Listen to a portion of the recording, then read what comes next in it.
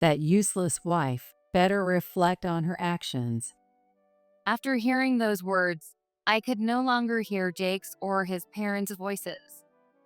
The basement was pitch dark. The only light came from my phone. And even then, I didn't know how long the battery would last.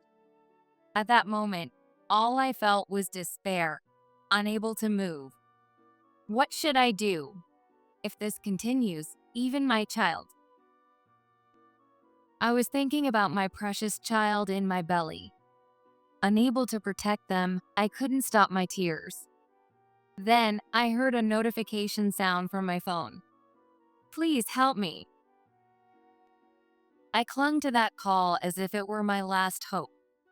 1 week later, Oh, that was fun. Jake and his family came back from their trip abroad. They entered the house with satisfied smiles as his mother, Marie, went to put away their luggage. Oh, what's that smell? She noticed a foul odor coming from the basement. At first, she didn't recognize what it was. Could it be the smell of decay? Realizing what it was, she rushed to the basement. Jake and his father, John, followed, wondering what was happening. Marie opened the basement door and cautiously peered inside. I am Emily Johnson, a 28-year-old working housewife. I grew up with my younger brother David and my mother, who passed away a few years ago. My father died in a car accident when David was very young. My mother was an influential person. I may not be able to spend much time with you, but I promise you won't suffer. She worked from early morning until late at night.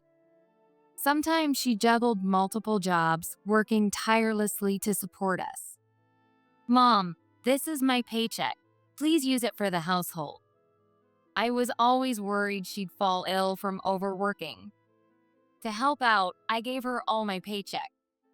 At first, she refused, saying, it's okay, but she reluctantly accepted because I insisted. However, she never used it for the household. This is your money. Use it for yourself. She saved it all for me. When I went to college, she gave it all to me. Thanks to that, I could enjoy my college life without financial worries. My happiness is seeing you two living happily. That was her mantra. She always thought of us. Such a kind and strong mother. Passed away soon after I started working. From now on, I'll protect you, sis. David declared at our mother's funeral. He grew up strong and kind, just like her. I want to be like Mom. He studied hard and achieved his dreams. I am so proud of my brother. David and another person helped me overcome the sadness of losing our mother. That other person was my husband, Jake. Are you okay? You seem down. If you want, I'm here to listen. Jake was originally a colleague at my company, and we only had a professional relationship. I was surprised when he suddenly spoke to me, but Jake actively started talking to me, and the more he listened, the more I found myself attracted to him. Will you let me support you? I promise to make you happy. With his confession, we started dating. After a few years of dating, we decided to get married. Congratulations, sis. I'm sure Dad and Mom in heaven are celebrating too. David was so happy about our marriage and said that to me. Jake's parents also told me, from now on, consider us your real parents. I was thrilled. Surrounded by such kind relatives, I felt blessed. At least, until we got married, that's what I thought. If you don't mind, why don't we live with my parents after marriage? What? Since we're getting married anyway, it seems wasteful to keep paying rent. David and I had moved out when we started college. So after our mother passed away, despite some hesitation, we sold the house. I don't mind living with them, Thank you, Emily. Jake's parents had been kind to me at the time, so I agreed to live with them even before our marriage. Jake's parents welcomed me and always treated me kindly. However, there was one person who was cold towards me. I wasn't told about this living arrangement. That was Jake's sister, Sarah. She ignored me even when I greeted her and treated me like I was invisible. I'm sorry about my daughter. She's probably upset because she wasn't informed. Jake's parents apologized many times for her behavior. I told them I wasn't bothered by it, but I felt something was off about their words and Sarah's attitude. Her gaze towards me seemed pitying in some way. When I tried to talk to her, she avoided me, so I never had a chance to ask, "Can my marriage work out like this?" I was sometimes worried, but I thought we would understand each other eventually. Jake and his parents were so kind, so I believed Sarah wasn't the wrong person. I had been thinking so naively, but that thought was wrong. Now you can't escape. Yeah, it was worth the wait. After our marriage, Jake's parents drastically changed. They started ordering me around, telling me to cook, clean, and weed the garden. They treated me like a slave. A wife's money belongs to her husband's family. Hand over your bank book. Yeah, we'll make good use of that money. They tried to take my bank book from me. I immediately consulted Jake about it. My parents would never do such a thing. He dismissed it coldly. Considering their attitude, the thought of divorce crossed my mind. But I needed a home to return to, and David was busy working. I didn't want to burden David, who was striving for his dream every day. Jake's coworkers would probably believe him since he's worked there longer than I have. Unable to consult anyone, I was at my wit's end. Emily, I did the laundry, so please take a break. Sarah spoke to me as I was exhausted from work and household chores. She helped me secretly so that Jake's parents wouldn't notice. While I cooked under Marie's supervision, Sarah did other household chores for me, and when I reluctantly had to entertain John, she would casually come over and end the conversation. You really are an incompetent wife. It's a good thing you have Jake. No one else would want a worthless wife like you. When Jake's parents mocked me like that, Ignore what they say. You work hard daily and are a wonderful person, Emily. Sarah would permanently deny their words and encourage me. My spirit would have been broken long ago if it weren't for Sarah. I was grateful to Sarah, but I also began to wonder why she was helping me so much. Why are you doing all this for me? What you're experiencing is what I've gone through myself. Once Jake's parents were asleep, I asked Sarah about it. What she told me was shocking. My brother and parents are horrible people. They believe women should obey their family and treat them like slaves. Because of this, Sarah had suffered a lot. As for Marie, she also was a daughter-in-law, but she cleverly avoided it by having her family provide substantial financial support. I wanted to help you escape, but they ensured you couldn't. Jake's parents kept an eye on Sarah to prevent her from talking to me. She couldn't advise me, so she took a cold attitude towards me as her only form of resistance. I see. I'm sorry for the misunderstanding. I thought you hated me. No, I'm the one who's sorry for not being able to protect you. Sarah looked genuinely apologetic. She really was a kind person. She shouldn't be in a place like this. I thought about discussing the future with her when Oh, you're still up. Jake woke up, and I had to give up for the time being. I brushed off Jake's curiosity as he tilted his head, and I started thinking about what to do next. What should I do now? Just as I was thinking that I needed to escape from this house, Congratulations. Huh? I was told I was pregnant when I went to the doctor because I wasn't feeling well. I was delighted to be having a child. However, being pregnant would limit my movements. I immediately contacted Sarah. Pregnancy is wonderful news, but I understood what she meant. I might need to escape now, but Jake was outside the hospital saying he'd drive me home, and I couldn't leave Sarah behind, as I was worrying about what to do. Is it true that you're pregnant? I heard Marie's voice over the phone and immediately thought, oh no. Sarah must have felt the same way. and Mom, were you listening to our conversation? I could hear the panic in Sarah's voice. Of all people, Marie found out. Marie would share even the most minor details with John and Jake.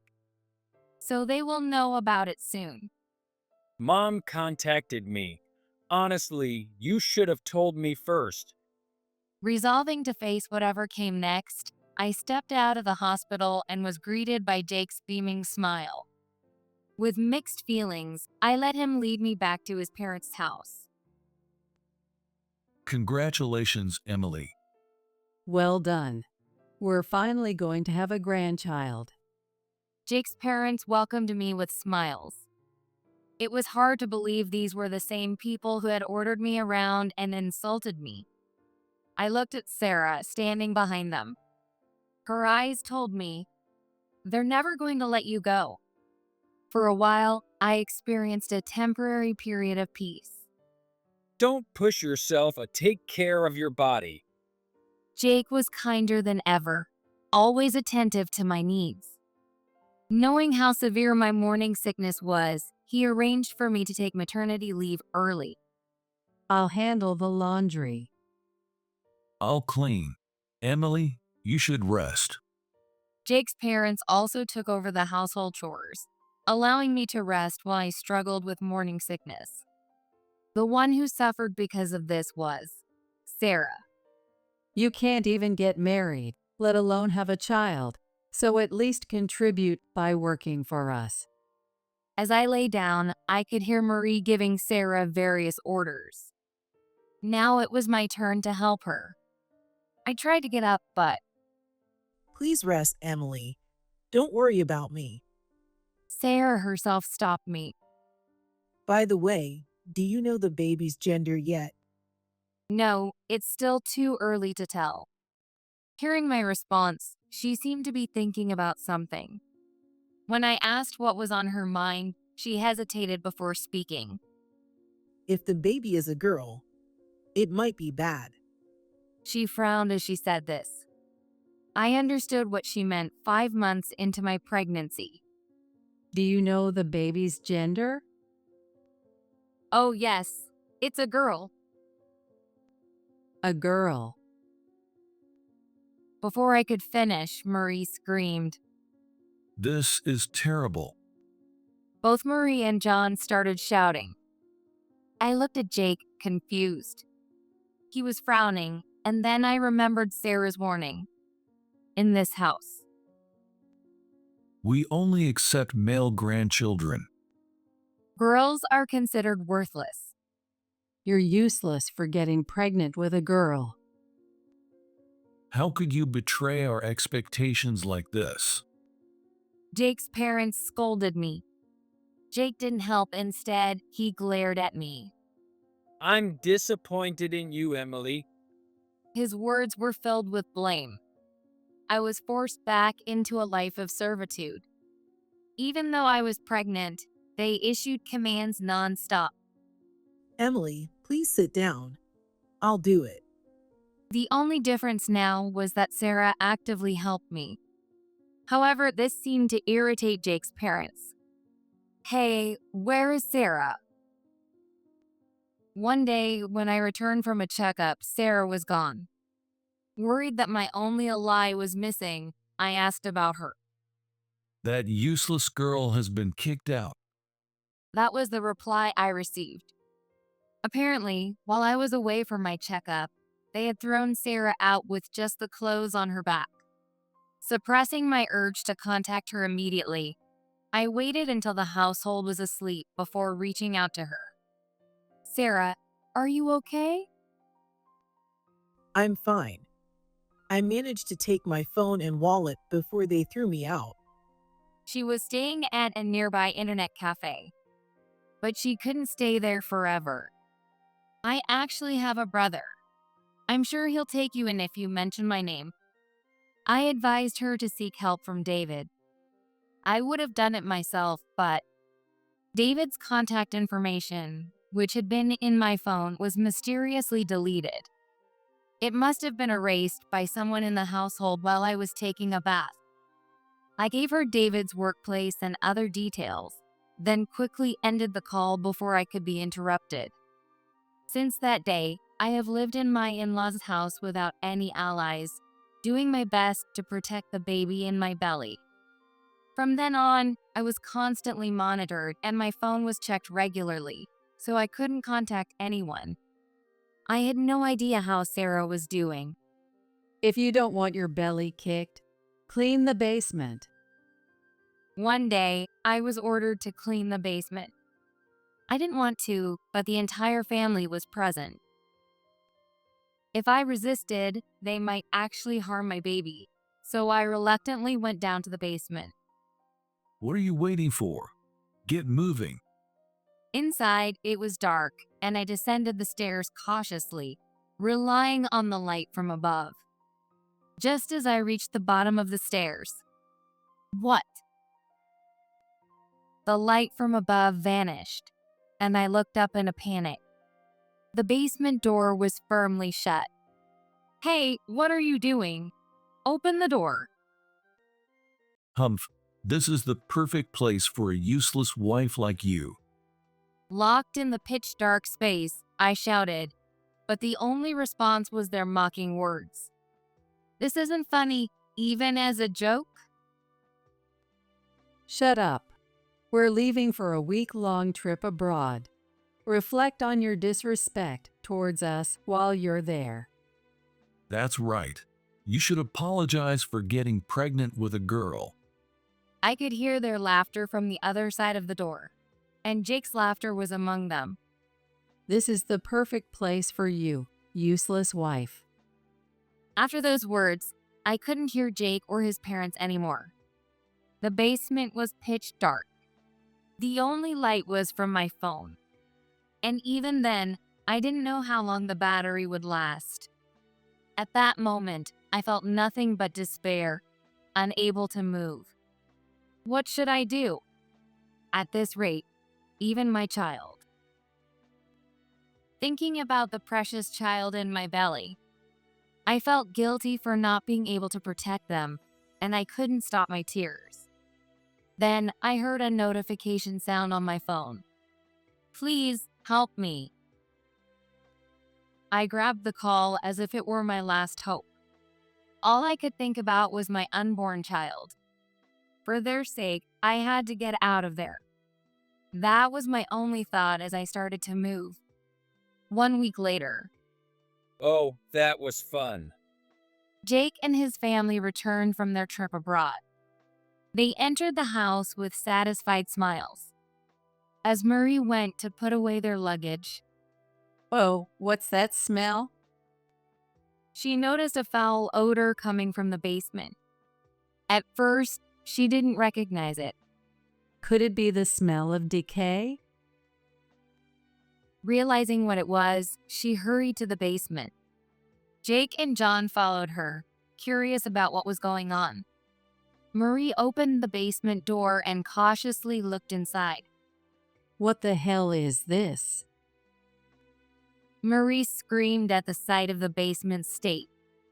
Hearing her scream, those of us hiding in the nearby room moved. There they were Marie, who was paralyzed with fear, and John and Jake, who were standing there in shock. Emily, Anne, Jake's gaze turned towards us, and he exclaimed when he saw us. His voice made his parents turn to us as well. What's going on here? Not noticing the person behind me, Marie demanded an explanation while shouting. The source of the foul odor in the basement was eggs. The eggs had rotted, which caused the smell. What have you done? As Marie approached us, David and Sarah stepped before me to block her. Only then did Marie notice their presence and stop in her tracks. It's been a while since the wedding. By the way, don't you notice anything about my sister? David asked coldly, making Jake and his parents look at me closely. Their eyes widened in realization. Your belly. It can't be. Yes, my belly, which had been large with pregnancy, was now flat. Jake realized the meaning, and I gave him the brightest smile. Yes, after you locked me in the basement, my water broke and I gave birth. A week ago, Sarah contacted me on my phone. She had met up with David and was now moving to help me escape. She contacted me, but when she found out I was locked in the basement, she rushed to rescue me. Fortunately, Sarah knew where the basement door and key were, and with David's help, they opened it. Just as I managed to escape, my water broke.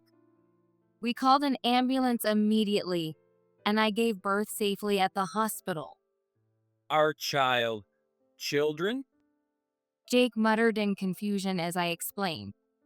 Yes, that's right. I had twins, a girl and a boy. My in-laws were stunned. Not only were there twins, but one was the boy they had desired. Upon hearing this, my in-laws were frozen in shock. And then, Well done. This means we have an heir. what? A few seconds later, Jake's parents were overjoyed. I felt nothing but disgust for them. What are you talking about? Those children are my precious kids. They won't be heirs to this family. What did you say? Jake glared at me. I handed him the divorce papers. Jake froze instantly. Jake, this is perfect.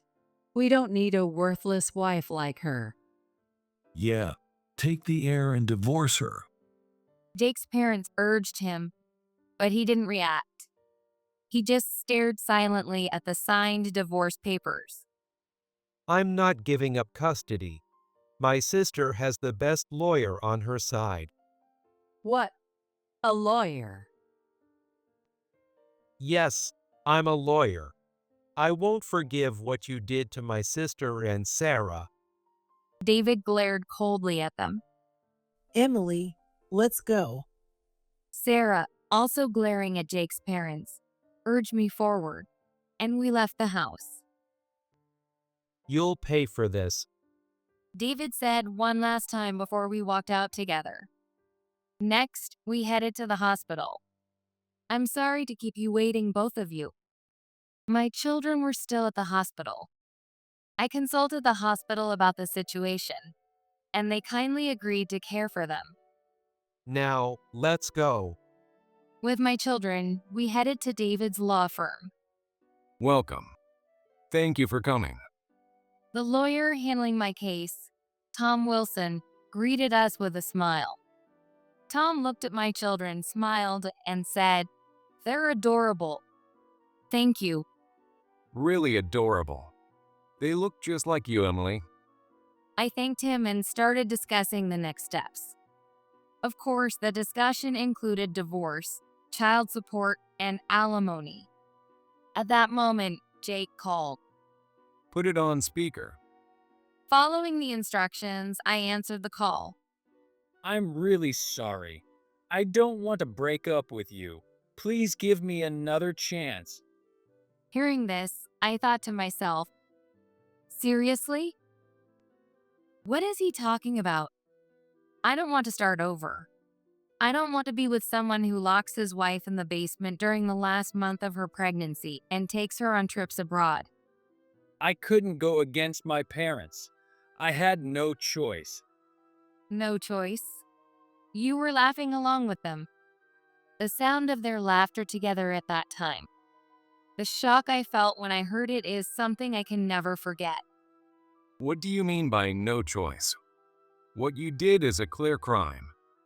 At that moment, Tom calmly stated this. Jake probably didn't expect another man's voice. Who is this?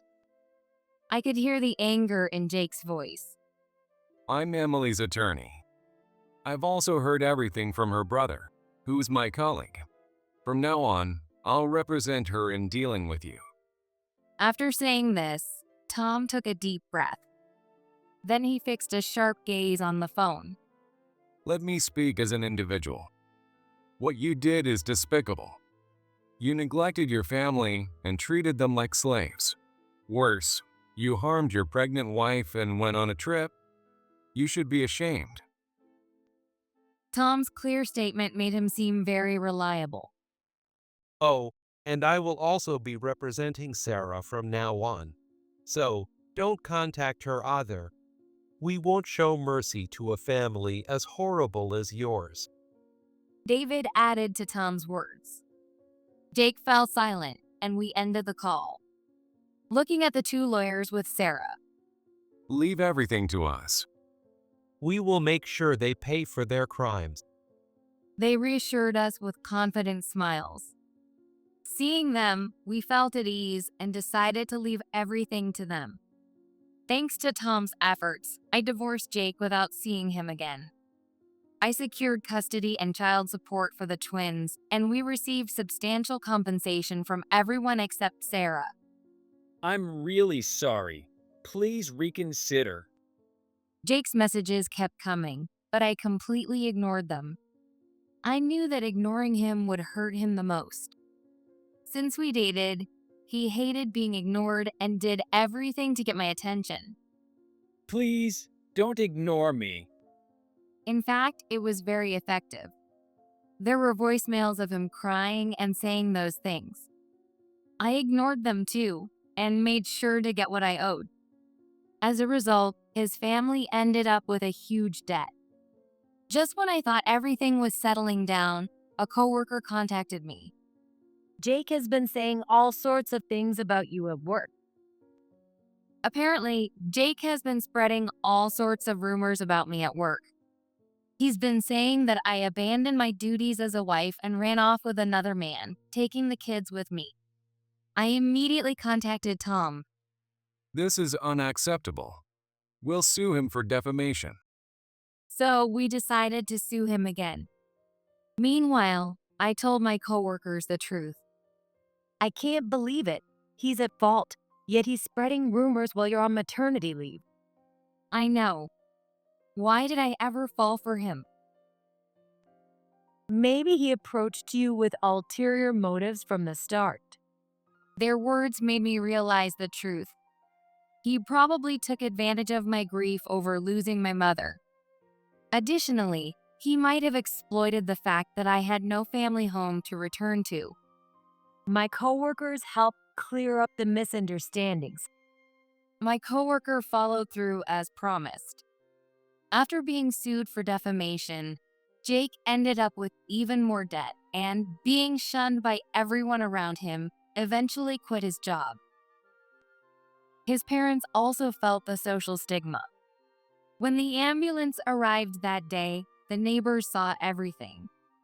I told them everything that had happened to us. As a result, the neighbors shunned them. Although his parents tried to explain, no one listened. They had to work to pay off the damages, but ended up staying home, isolated. Furthermore, it was because Sarah and I were there that the house was kept clean. With Sarah and me gone, their house became filthy and was nicknamed the haunted house by local children.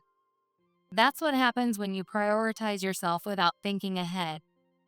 Thinking this, I saw David and Sarah return. Now, Sarah and I are staying with David.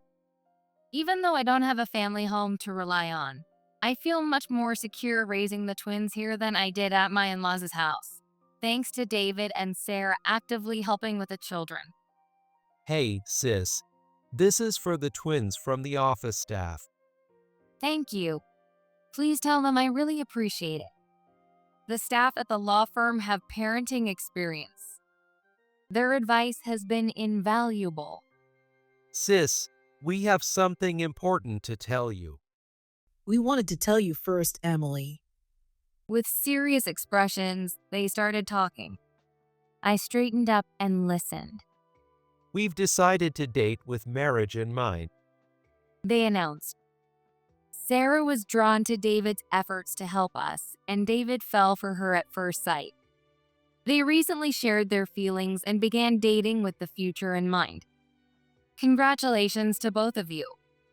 I'm looking forward to having you as my sister-in-law, Sarah. I wholeheartedly celebrated their news. David had never dated anyone before. Sarah had been too tormented by the in-laws to think about relationships. Seeing them together and happy made me very pleased. I was always told I was useless, always made to do housework. Sarah began reminiscing about the past. I wasn't allowed to leave the house except for shopping. Determined to escape somehow, Sarah started working from home. Just as she was beginning to succeed independently, the in-laws found out. They took all the money she earned.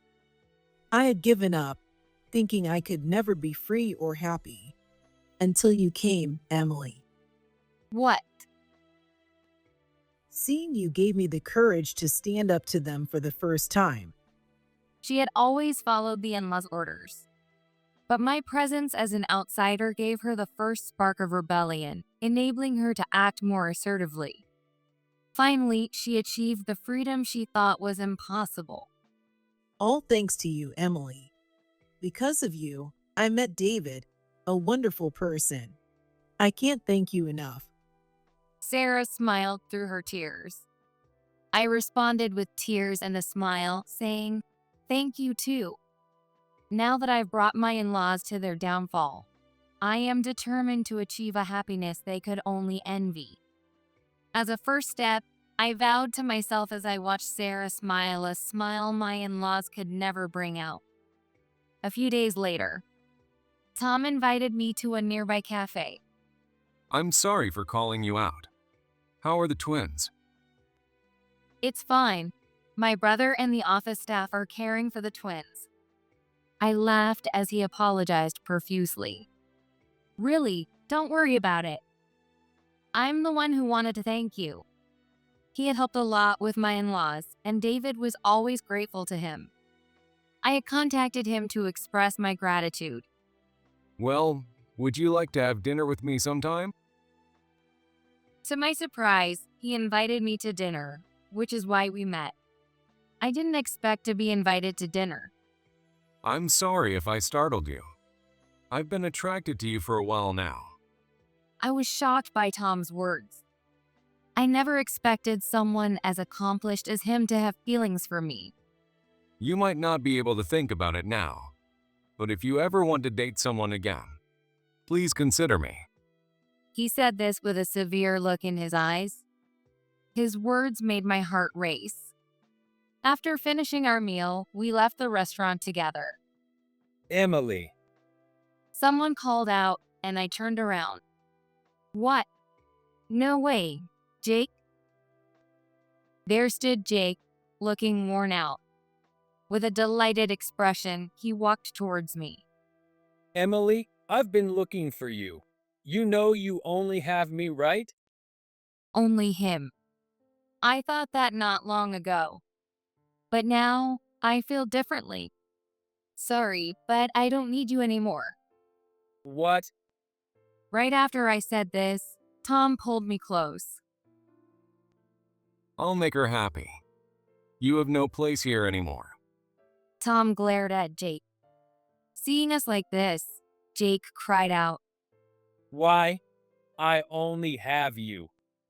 He tried to cling to me, but I only felt annoyed towards him. We can still fix this, so please. If you continue to bother her, I'll call the police. At Tom's words, Jake froze. Getting the police involved would be a massive blow for him, already burdened with debt. Damn fine. He muttered and chose to leave. He turned his back on us and walked away slowly. His figure looked small and lonely. I'm sorry for touching you before we're even dating. Don't worry. I was happy to hear you say those things. Tom blushed but smiled at my words. Seeing his expression and feeling affection for him, I realized that my future might have already been decided. Later, I heard through the grapevine that my former in-laws had fallen apart. Jake was the first to leave. He truly loved and disappeared once he realized he couldn't win me back. Having lost Jake, their primary source of income, Jake's parents couldn't repay their debts and even had to borrow more to get by. Eventually, they had to sell their houses and live under a bridge.